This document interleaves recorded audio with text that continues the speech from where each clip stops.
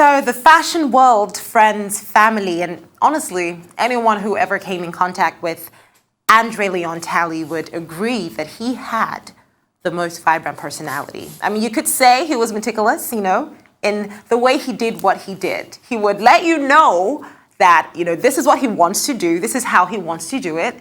And even if you didn't like it, then he would also tell you that, listen, I know you don't like this, but he's not trying to be disrespectful. He literally said that to me, like, oh, we had a little conversation about how to pronounce Lagos. And he said Lagos, I said Lagos. And I'm like, oh, it's Lagos. And he goes, well, I'm going to say Lagos. And that's how I want to say it. And I'm not being disrespectful. I'll just say Lagos. And I was just like, okay, I'm not going to argue with André Leon Talley, never. And of course, that's literally my reaction. I laughed because he was a very interesting person and he was funny. He loved to talk and he had such intense expressions when he did. From everything I can tell you, you can agree that he just left an indelible mark, not just on myself, but a lot of people here at Arise. He was a good friend. He was a supporter of the Arise Fashion Week brand and a major, major, major inspiration to all the designers, the models, and the guests who had a chance to meet with him at Arise Fashion Week in 2019. And here is a tribute to André Leon Talley.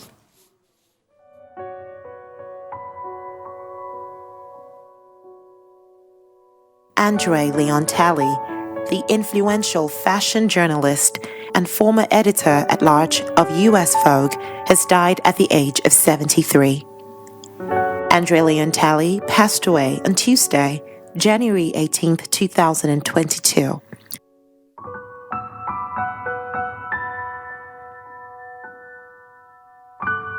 André Leon Talley loved fashion. Vogue was his escape.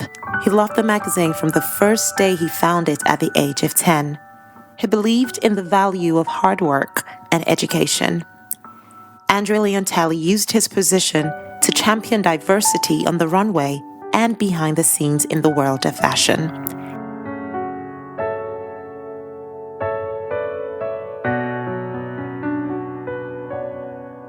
I read somewhere that you found your first Vogue magazine at the age of 10. Yes, I did. Now, I'm really curious, if by somewhere chance you didn't find that magazine at 10, do you think your life would have taken a different trajectory? No, I found a magazine in the library. Uh-huh. I wasn't going around buying magazines. I found it. I discovered it in the library. I went to the library. Okay, so what if you didn't see it? What if you didn't find it?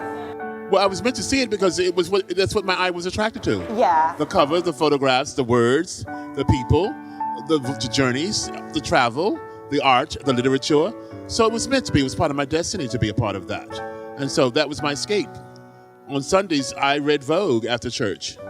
I went through the pages of Vogue. It came out twice a month in the 60s. And that's the way I wanted to be in Vogue, and then I got to be in Vogue. I never thought I'd be in Vogue, but I got to be in Vogue. The reason I got to be in Vogue is because I did my homework. I studied hard. I wouldn't be the player I was where I am today if I had not studied hard in high school, junior high school, and college, and then advanced college. I have my master's degree in French literature. I studied, I read. Reading is a very powerful thing. Knowledge is power. This is how I overcame the obstacles that you say, the segregation. We were aware of segregation, but we did not let it hold us down. He came to Nigeria for the first time in 2019 for Arise Fashion Week. André Leon Talley made us understand that there were certain mistakes that people made that they did not need to make, especially as it pertained to fashion and hard work. Humility was the character to live by. So if you'd say there is one common mistake that people, from the journalists to the designers to the models, they make in this industry, and you just get tired of seeing it happen over and over again, what mistake would you say that is? The mistake would be to be ill-informed of what your dream is. Naomi never made a mistake. Naomi Campbell did not make a mistake in her career once she was discovered at 16. I did not make a mistake. You cannot be arrogant. You cannot be overly confident. You must always have a sense of humility. You must be very aware of the other human beings in particular environment of your moment. I was very respectful when I got my break. I was extremely respectful of Deanna Vreeland and the world that I was privileged to be in. That's how Andy Warhol discovered me. I didn't walk into Andy Warhol and say, look, I'm here. I want to be a superstar. I walked in with a sense of knowledge and power and correctness, politeness, and manners. And he loved Nigerians. As Arise Fashion Week continues to push African fashion beyond its borders, Andre Leon Talley believed in African designers. Being in Lagos, Nigeria for the first time and seeing the various pieces at the Fashion Week, he believed the power embedded in our industry. I think that the link is that for the time that I've been here, since the time I landed, there have been some challenges, but I overcame them because I could see the beauty and the dignity in the Nigerian people. Thank you. I saw people when I left the airport. It was a bit of a challenge, the ride from the airport. Those cars, I thought I was going to die. I was praying in the back seat, Chase will tell you. And I kept praying and I kept thinking, this is it. I've come to Nigeria to die in a traffic jam. Oh, no. But we got to the hotel and we were safely put in the most beautiful hotel. And I want to say that the Nigerian people, there's a dignity, there's a quiet nobility in them. I mean, the people in the hotel are my favorite people. I've basically given all my money to the hotel staff as tips because those people are the people that matter to me. This is what my grandmother was. And when I see those people who are scrubbing the floors and they're so dignified, ironing, you just want to give them all the money you possibly can because you know this is like a one-time opportunity and they've been so respectful. They come with pride in their eyes. The people in Nigeria have pride in the way they deport themselves. I said to someone out there, it's a bit like being in Imperial Japan. The Japanese have that kind of politeness and that kind of culture, respect for the other people. And I so respect the people in the hotel, the musicians who were playing at the restaurant last night. But more than anything, the people who come in and bring you your coffee, who are, mopping the floor, is so respectful. And they are proud of what they're doing. They are proud of what they're doing, by the way. It's not like an oppression, I don't think. And I see so many beautiful Nigerian women. Yesterday, the most beautiful women were on a panel. I can't remember the names, but they were beautiful entrepreneurs. And all the women here are so beautiful, and you're beautiful. And by the way, you're so well, you're so beautiful, and you're beautiful. And you're beautiful. So I've seen such beauty in Africa. And I always knew, like Naomi said, I always wanted to be a part. This is my first trip to Africa. I've been to North Africa, which is extremely beautiful and very noble. They're very dignified too. But there is great beauty and it's quiet. It's not like in your face. No one's in your face with the beauty. You see the beauty in the way that people look at you directly, the way they talk to you. And they are people who are very, very, very proud. And I love that. I love that I'm here in a country where there is a sense of pride. And I think that it's a very sophisticated city from what I can see. I think that the people, all ages, by the way, I haven't been seeing that many people who are my age, but I see that in the young girls, in the women, the mature women. I see that in the men.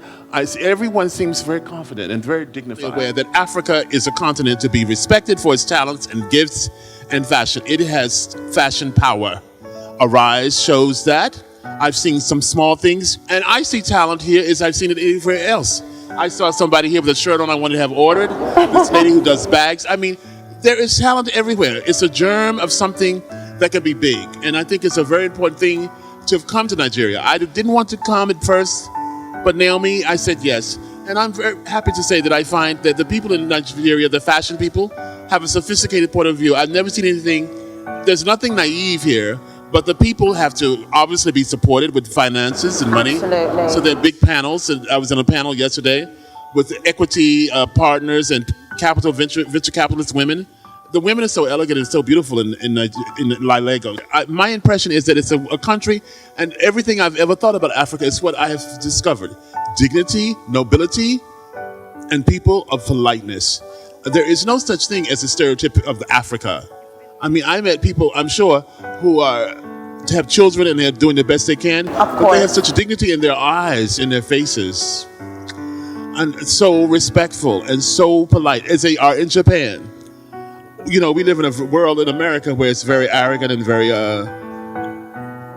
everyone thinks they're a star. But everyone is equal. Tributes have begun to pour in from friends and family in and out of the fashion world. André Leon Talley's death weighs heavily on the fashion world, which has lost a true trailblazer in every sense of the word. Edward Enninful of British Vogue captioned his tribute saying, "Rest in peace, dearest André. Without you, there will be no me. Thank you for paving the way." Designer Marc Jacobs expressed his total shock over his death. He said, and I quote, "You championed me and you have been my friend since my beginning. Our chats, the moments we shared. Oh, my friend, I love you and I will miss you, dear André." André Leon Talley was one of Naomi Campbell's biggest inspirations, and he was fearless in putting his love for her on display, as she did for him. Now, people think Naomi is a celebrity and an icon and all of this kind of stuff and scandalous and all this, but influential. She has been a very influential part of my life, inspiring for me for so many reasons. I've seen her at Icing the Light as a young girl, tap dancing, click, click, click. She could tap dance. She was discovered at 16. She's been an inspiration to the great photographers in America, particularly Stephen Meisel, Peter Lindbergh, Patrick de Marchelier. She has been a part of the life of Vogue, and she has absolutely evolved into this wonderful humanitarian, thanks to perhaps her great friends like Nelson Mandela. And she has done so much for so many causes. Thank you, André. I would just like to say I've known André Leon Talley for 33 years. Yes. And he has always been someone that has been so supportive. When I didn't quite understand so many things in the modeling business when I started, I would go to André. He would then speak to the powers that be, Yes, whether it be yes. Karl Lagerfeld or Anna Wintour. He brought diversity into a lot of the brands, and especially to American Vogue. It's the same with a French Vogue. When I asked if I could have a cover of hearing my counterparts ask for a cover, and they were told, "Sure, you can have a cover." And I said, "Can I have a cover?" They'd be like, "No, we've never put a black model on the cover." I'd run to André. "André, this is what they told me." And at the time, I worked under contract for the great Monsieur Saint Laurent, who André was very close to. And Yves just looked at me, because we were not really supposed to speak to Mr. Saint Laurent. There was a very strict discipline in the cabine. We had to wear white robes, hair in a chignon, and black stockings and black satin shoes. And I went and told Mr. Saint Laurent, by encouragement of André, and Mr. Saint Laurent said, "Okay," and that was it. Next day, I understood that if they did not put me on the cover of French Vogue, they were going to be pulled advertising from Saint Laurent. So André has been so instrumental in my career, and not only in what he does as a great editor of American Vogue, French Vogue, Vanity Fair, and W Magazine, and countless of publications, but also as a friend that I can turn to. Thank you. And I consider André family. God bless. God he bless, knows yes. me extremely well. Yes. Someone that used to take me to church on a Sunday morning in Harlem. But it just brings great joy in my life, and Thank I'm you. so thankful and Thank you. grateful. André Leon Talley was many things. He was quick in responding. He was funny. He was witty. But above all, he helped everyone to dream big. He once said, "Luxury is to be able to take control of one's life, one's health, and the pursuit of happiness in a way that is joyful." And he will be missed greatly.